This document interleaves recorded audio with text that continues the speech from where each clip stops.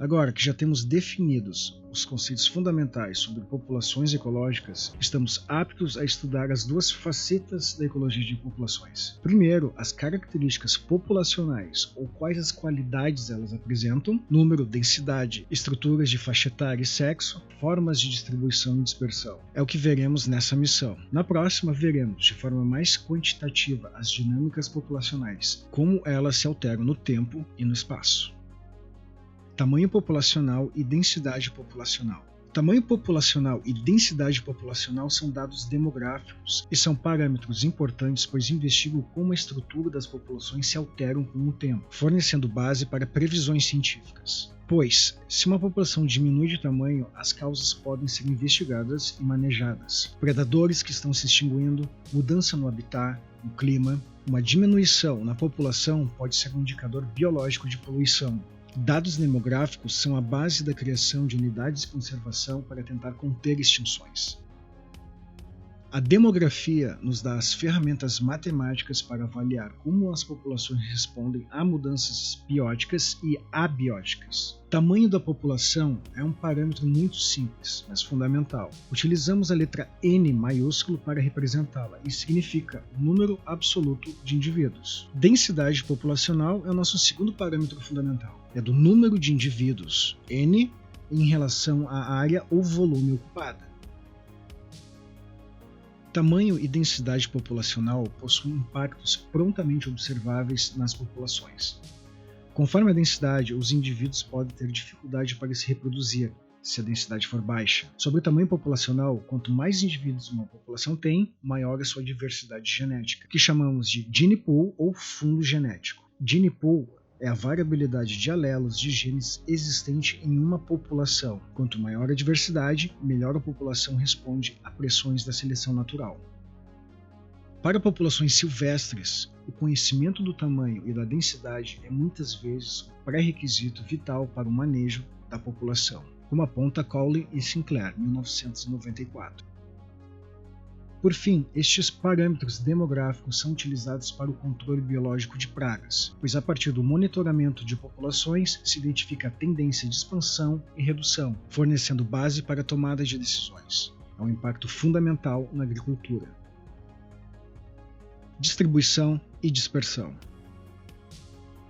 A distribuição de populações é, como extensamente estabelecido, tópico central na ecologia. Se refere à abrangência geográfica de uma espécie, e não confundir com dispersão, que é uma característica populacional.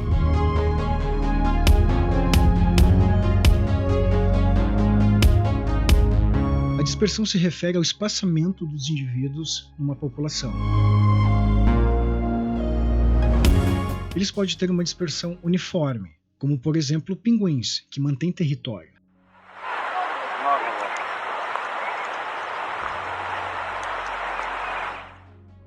A dispersão pode ser aleatória, como acontece com plantas de dispersão aérea, como o dente de leão. Elas se espalham pela ação do vento e crescem pela chance de cair em um local adequado para a germinação. Então, a dispersão agrupada, os indivíduos vivem em grupos. O tipo de dispersão sugere dinâmicas populacionais, porque indivíduos espalhados aleatoriamente podem ter mais dificuldade para encontrar parceiros para sua reprodução, impactando no crescimento da população. Métodos de mensuração de populações. Encontrar valores absolutos, reais, do tamanho de uma população pode ser muitas vezes ou muito trabalhoso, muito custoso e às vezes até impossível.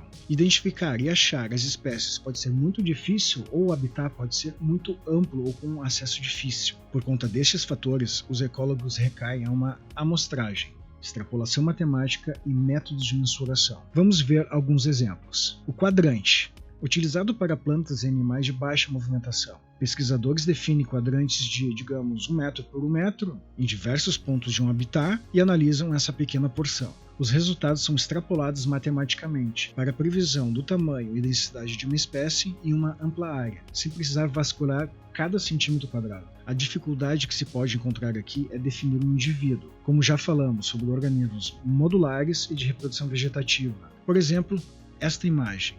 Você acha que é simples definir se estamos vendo um indivíduo ou vários?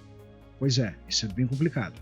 Captura e recaptura. Para organismos bastante móveis, como mamíferos, aves ou peixes, esse método envolve capturar animais com armadilhas, utilizar de alguma forma de marcação, como tinta, anilhas, corte de penas e até mesmo dispositivos com radiofrequência, e então a soltura do animal. Em uma segunda expedição, com nova captura, pode-se inferir diversos dados demográficos, como tamanho, densidade e abrangência. Coleta e remoção. É simplesmente coletar indivíduos, removendo-os do habitat. A coleta sucessiva e análise de dados permite estimar parâmetros populacionais. Densidade relativa. Pesquisadores são criativos e desenvolvem métodos não esperados para obter dados populacionais. Alguns exemplos são o número de unidades fecais, cuja análise revela dados demográficos. A frequência de vocalização também é utilizada. Por exemplo, as aves chamadas de fazões são conhecidas por sua vocalização. O número de gritos de fazões pela manhã, num intervalo de, digamos, 15 minutos, pode ser usado por um pesquisador experiente e conhecedor dessa espécie para inferir a densidade populacional. Frequências de rastros e armadilhas, como fotográficas, também podem revelar dados populacionais. A distribuição de idade. A distribuição das faixas etárias ou grupos de idade em uma população é uma característica muito importante para sua dinâmica. Diferentes populações de uma mesma espécie, por exemplo, de localidades distantes e separadas, podem apresentar diferenças. Os impactos dessas informações podem sugerir processos populacionais, de crescimento, estabilização ou declínio populacional. A distribuição de idade normalmente é apresentada em tabelas ou gráficos, como este, da população humana brasileira. A proporção entre sexos. A proporção entre machos e fêmeas também gera importantes análises da dinâmica populacional, que veremos na próxima missão. Este é um gráfico da proporção entre homens e mulheres na população brasileira. Normalmente, ambas informações são plotadas em um gráfico, demonstrando a estrutura populacional sobre idade e sexo. No exemplo da população humana brasileira, temos o seguinte: o N, que é o número de indivíduos, é igual a 211.049.518 indivíduos. Aqui, o gráfico da distribuição por faixa etária e sexo da população brasileira em 2019. Por aqui terminamos nossa missão de compreender os aspectos básicos das características populacionais. O próximo vídeo trará, provavelmente, o tópico mais complicado e matemático de toda a ecologia, os processos populacionais. Mas não se abalem, a inteligência artificial do programa de terraformação avançado está aqui para te ajudar a dominar esse tema. Fim da transmissão.